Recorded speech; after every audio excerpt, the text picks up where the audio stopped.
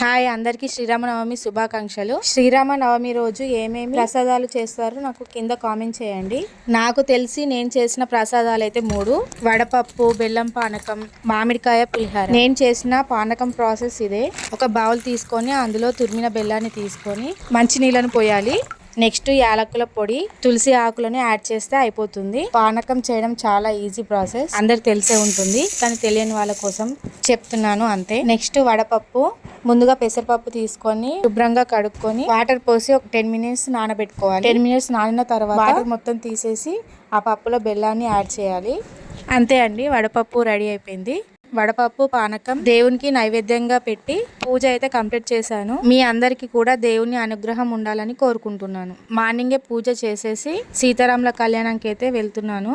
సీతారాముల కళ్యాణం full video description లో ఇస్తాను, వెళ్ళి చూడండి. ఈ వీడియో నచ్చితే సబ్స్క్రైబ్ చేయండి, లైక్ చేయండి, మీ ఫ్రెండ్స్ అండ్ రిలేటివ్స్ షేర్ చేయండి.